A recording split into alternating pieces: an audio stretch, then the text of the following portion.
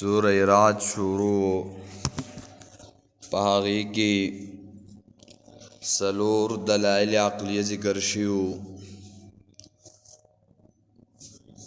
چې خالق د هر څیز الله دی او مالک هم هغه دی واقدار هم هغه دی او علیم هم هغه دی او حفیظ هم هغه دی. د پرونی درس کې منګه هغه دعوه ویلی وا له دعوت الحق، خاص الله تعالی لره بلنه حق ده، چغه حق ده او دغه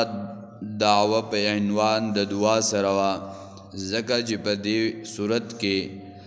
هغه رد شرک فی الدعا کوي او اثبات د توحید کوي. ځکه دعا رد ځکه کوي نپی د شرک په دعا چې आवाज او بلنه بل توا او आवाज او چغه بل توا د دې وجه نه هغه جدا کړه.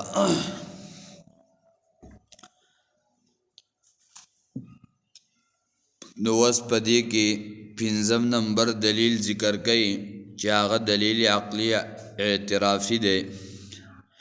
یعنی د مشرکانو د پوس وکي چې د اسمانونو او د ځمکې رب څوک دی، یعنی د دې پیدا کوونکی او حفاظت کوونکی څوک دی. نو د دې سوال خو بخپل سره جواب د مشرکان نشي دی، خو دوبوي چې د دې خالق دا الله دی، د دې پیدا کوونکی هم الله دی. نو تور ته وای قل الله چې د دې هر څه پیدا کوونکی رب دی کنه الله دی. نو دلته بیا رد دی قل افتخذتم من دونه اولیاء، وایا آنی ولدی تاسو سوا د الله نه مددګاران لا یملکون لانفسهم نفعا ولا ضرا، چې واک نلري د ځان د پاره د هیڅ پیدې ولا ضرا او نرسه نقصان. ای تاسو خو د الله نه ما سوا چې د دې هر څه پیدا کوونکی هغه دی، خو تاسو داغه په مقابله کې بیا هم د الله نه ما سوا نور معبودان باطل نیولې دي او نور خدایان نیولې دي او هغه داسې خدایان دي چې نه په چاته رسول شي او نه چاته نقصان رسول شي. که په دوی باندې سا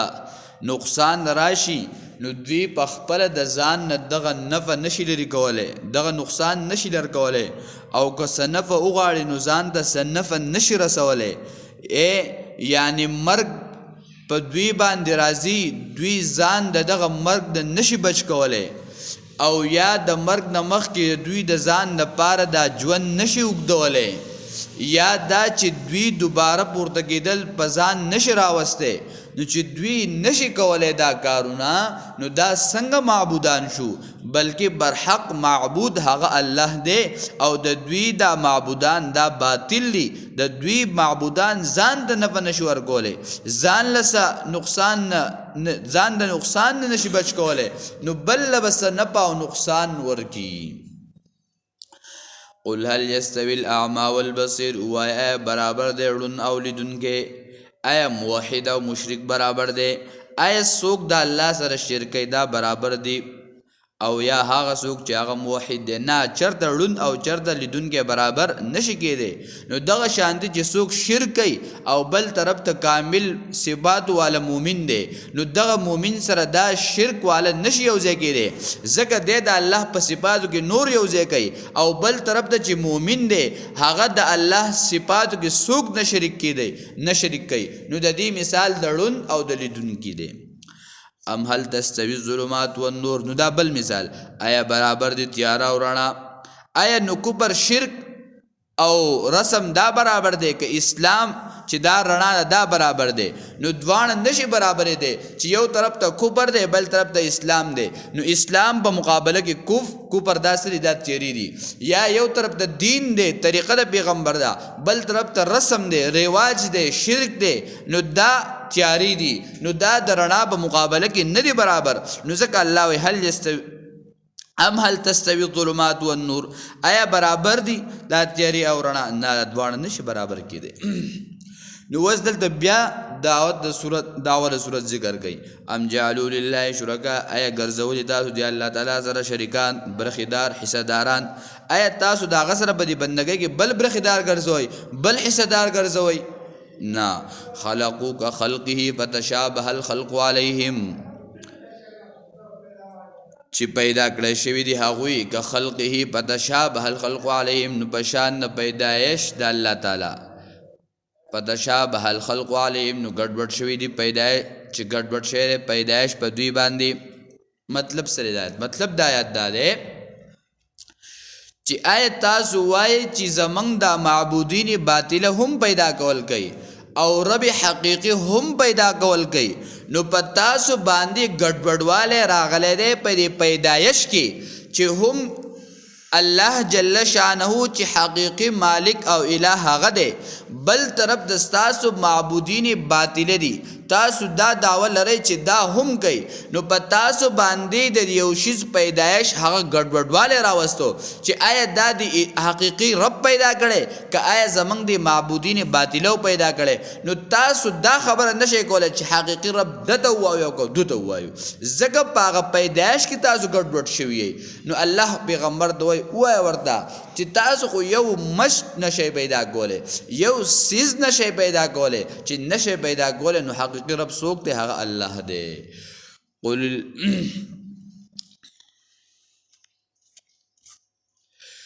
الله تورته الله تعالی خالق كل شيء پیدا کون کې دار چیز دی او هو الواحد القهار او هغه یو زورور ذات دی چې هر څه پیدا کون کې د کائنات وجود تراوستون کې هغه دی نو بیا تاسو د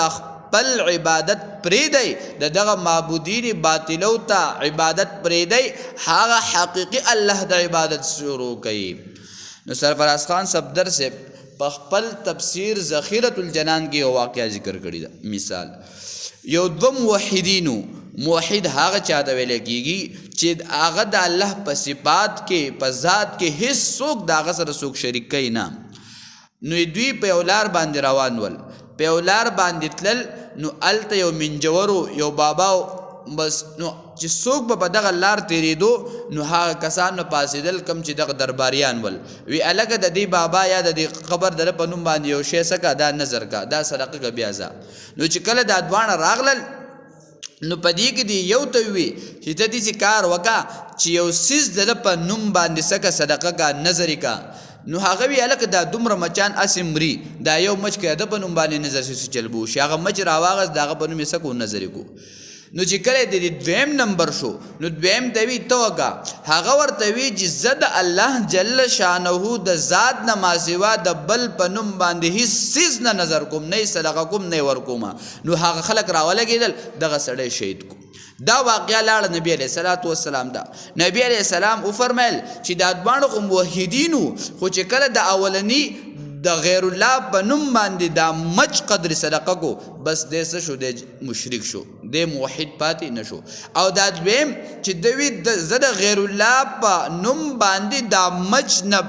ادنا سیز هم نه دا هم نه صدقوم نو الله جل شانه د جنتی وګرځو او د شهادت څه شو دا قبول شو نو په دې معمولی مچ باندې او من وسو شکر د ډیر داسې زونه نشته خو بوخا بدا چلو دلته یو کس خبره کوله مونږ درس وکړو هغې زما مور وی هغې ما ته وی چې زمونږ د ځمکه ازاده شوه او دا ګډوال اوس د پیر بابا په نوم باندې به او هلته به یې بوځي او د هغه په نوم به یې صدقه کوي نو علما ذکر کوي چې د بل چا په نوم د شی صدقه کو او یا د نظر کو بس دا سیز حرام دی دا سیز خوړل څه دي دا حرام دي نو دغه دا د لپاره یو مثال شو انزل من السماء ماء فسالت أودية بقدرها فاحتمل السيل زبدا رابيا ومما يوقدون عليه في النار ابتغاء حلية أو متاع زبد مثله واسأل الله جل شانه دو مثالون ذکر کی یو مثال بدو ابو ذکر کی د حق او بل مثال بدس سرو زرو او د سپینو زرو ذکر کی د حق او بیا بول دو باطل خبر ذکر کی نو دلته دو خبر ذکر کی نو پدې کې اولنې مثال چې الله جل شانه د انزل من السماء ماء فسالت د دې مثال داسې دی یو علاقه ده یو کلی دی یو شهر دی په هغې کې ډېره موده باران نه کېږي خو چې کله باران راشي لاول د ټولو نه هغه دوړي چوتې شي ځکه هر سړی بیا خولې ته ماکس اچولی چا شو هلک وایي باران ډېر وخت ونه شو او بس دوړه ده نو چې کله باران شروع شي نو د دې نه اولنۍ څه چوته شي دوړه چوته شي نو چې کله دوړه چوته شي نو د دوړې سره دویم بیا به دا خاورې او دا زیادې شوي نو د باران د اوبو سره سره دلته دا خړوبې شروع شي موږ اکثر ګورو دا نارې ټولو ډکې شروع شي دا خړوبه شروع شي او دریم په دې کې بیا زګونه شروع شي او څلورم په دې کې بیا دا ماران او لړمانان او دا شیزونه راوځي او پنځم په دې کې په دې کانونو باندې وشي د سرو زرو د سپینو زرو نو دغه چاندي او سونې ته دغه شي نو چې کله د دې مثال علماو ذکر کړی دی چې دا مثال دلته دا د قرآن او د مسلې د توحید دپاره دی چې کله یو موحد هغه مسله شروع کی نو لاول به دا دوړي په شان دي چې کله دوړي چودېږي نو داسې به یو غوغا شروع شي چې هلکه دا خو موږ نه منو دا خو نوي مسلې دي او دا خو پخوانو ملانو نه کولې دا اوس نوې مسلې شروع شوې نو د دوړې په شان دي چې باران اول شروع شي دوړه چوده شي نو اول به داسې یو غوغا غوندې شروع شي او دویم چې دا خړې اوبه شروع شي نو بس داسې جمګټې کېږي به هلکه یو ځای کې او بل ځای کې هلکه دا نوې مسله راغله دا نوې مسله شروع شوه نوې مسله د کوم ځای نه راغله 1400 کاله مخکې قرآن راغلی دا مسله زړه ده خو زما او ستا به غوږ نه وي لګېدل په مسله ځان پوه کول غواړي نو بیا په دې کې زګي نو دا زګ هغه سړی چې دا مسله به د توحید بدلږي د الله یووالی ځکه چې مسله د توحید کې او صحیح حقیقي خبرې کې نو بیا خو دا د څوک څه نه درکوي بیا به درته هر سړی برد بند ګوري چې مړه دا خبرې شو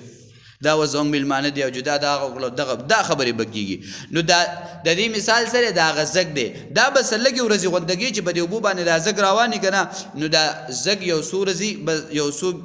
یو ګنټه نیمه بس زګ ختم شي پاکې اوبه را روانه شي بس شروع شي نو بیا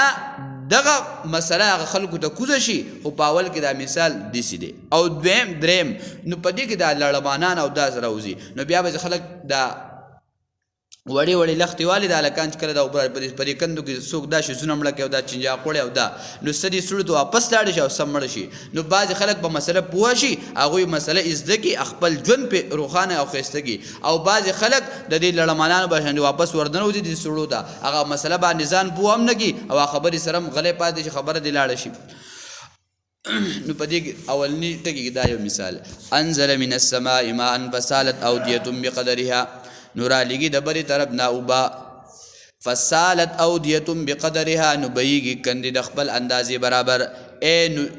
یو نهر دی هغه د خپل اندازې مطابق چلیږي یو معمولی غونډه کې کنده هغه د خپل اندازې مطابق چلیږي الته سین دی هغه د خپل مطابق خړل هغه د خپل اندازې مطابق سګيږي هغه وببږي چلیږي نو د دې مثال داسې دی یو انسان دی دا اوبو د باران دا مثال د څه شو دا د قرآن شو او دا کله مثال زسو د زړه شو چې پس لګي څومره زیاتواله شوقي نو هغه هم دومره دین زدگی دومره مسلې زدگی او زیات ورته رڼا راشي او چې کله زړی وړوکی بس یو خبره زده کړي بس وای دا دین پوره دی لکه دا شته وای دا نوې مسلې دي دا زوړ دین برانه چرته ير شي نو بیا امر هغه دغه زړه د خبره زی فاحتمل السيل زبد الرابيه نور اخجبي دا السيل دا سیلاب زبدن زگ رابيه اوچت نو چې کله دا وبو بيږي نو دا زگ بیا سو وخت یا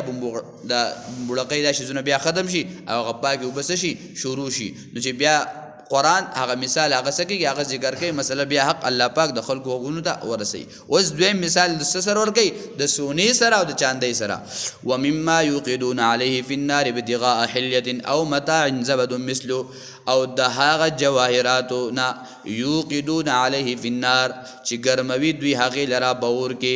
ابتغاء حليه د پاره د طلب کولو د کالو چې کله دا کالجی دا ګل چې کله پاکي نو هغه کې سوګي زرګری لاول باغه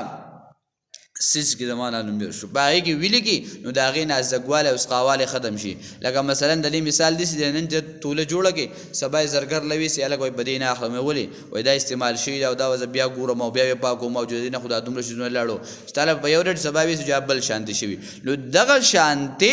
د دین طلب د سو کې دا کالو وکي او متاع یا دا سامان زبدم دا زګ چې دی مثله یا پشان دی نو چې کم اصل سونی هغه پاتې شي او دا زګ د څه شي د سقاواله د څه شي ختم شي نو کم خلک چې حق پرست وي هغوی خپله مسله زده کړي په هغې باندې عمل وکړي نو الله ولا پیدا ورکړي آخرت یې ښایسته شي او کم خلک چې هغه بس ګونډه ګونډه وکړي وایي مړه دا نوې مسلې دي هغه په شان د هغه زګ د یو منټ 2-3 ګنټې نیوي جو زګ ختم شي خبره ختمه شوه كذلك يضرب الله الحق والباطل دغه شان دی بیانوي الله تعالی مثالونه د حق او د باطل فاما الزبد فيذهب جباء نو هر چې زګ دی فيذهب جباء لاړ شي بیکاره هغه اسې ختم شي واما ما ينفع الناس فيمكث في الارض او هر چې هغه سیز دی ينفع الناس چې نه پور کوي خلکو ته فيمكث نو باقي پاتې شي بالارض په دې ځمکه کې چې کم سیز نه پیواله دی انسان ته د عقیده توحید میلاو شو د شرک نه او د دین بچ شو د دنیا ژوند هم خسته شو پس د مرګ نه زندگی هم خسته شو په دنیا کې ژوند ډیر کو باقی کې شرک دی دنیا کې به د یو او د بل مال خوري د بل په مال به ډاکوا چي او چې کله پس د مرګ نه اخري ژوندۍ سي شروع شو نو بیا ورته ته معلومه شي چې عقیده توحید غوړه او عقیده شرک غوړه باقی توحید باندې مرګ دی الله مونږ او تاسو ټول ته نصیب کړي كذلك يضرب الله الامثال للناس دغه شان دی بیانوي الله تعالی مثالونه للذين استجابوا لربهم الحسنى ندل دوس هغه مؤمنانو ته بشارت ورکړي هغه چا دره چې خبره اومنله در خپل الحسنى نو خسته حال له لوی مرتبه د جنت دی والذین وها کسان لم يستجيب نو دا سجه زور نه منون ګدا والذین وها کسان لم يستجيبوا له چې خبره نه مني در خپل لو ان لهم ما في الارض جميعا ومثله معه لابتدوا به د دې مثال دار یو سړی سره دنیا دا او یک د دې دنیا وسره ډبل هم شي خود دی انسان له دغه او دا بیا په آخرت کې بدلور کوي پیډیور کوي چې الله د دنیا ډبل ټریپل دا واخلا خو ماته نه نجات راګه نو دغه دنیا بیا په بدیه کې ورکول دا نجات نه ورکوي اولئک لهم سوء الحساب او دا کسان دوی لره غبد حساب دی سو حساب څه ته ویل کېږي لند الفاظ کې معنی چې کله د یو سړي سره په قیامت کې حساب وشي چې الله ورته دا کار دی ولي کړی دی بس د ولي جواب بیا د مخلوق سره نشته نبی علیہ السلام فرمایي چې چا سره دا حساب وشو بس دلب عذاب ورکولږي الله دې موږ او تاسو داسې حساب نو ساتي الله دې موږ او تاسو بخپل رحم فضل سره او بخي او موږ دې الله پاک کامل مغفرت نصیب اللهم ربنا آتنا في الدنيا حسنه وفي الاخره حسنه وقنا عذاب النار الله زموږ ګناهونه معاف کړي الله زموږ مسلمانان دي الله ټول امت مسلمان ګناهونه معاف کړي الله زموږ په حال باندې رحم وکړي الله دا روزي زموږ بخپل دربار عالی کې قبول او منظور کړي الله پاک موږ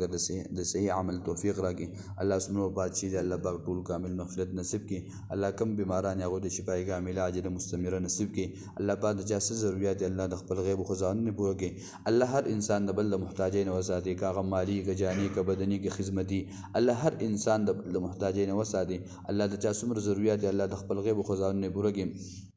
الله پاک موږ د مرګ د ایمان په حالت کې نصیب کړي او زموږ په جواب باندې دا کلمه جاری کړي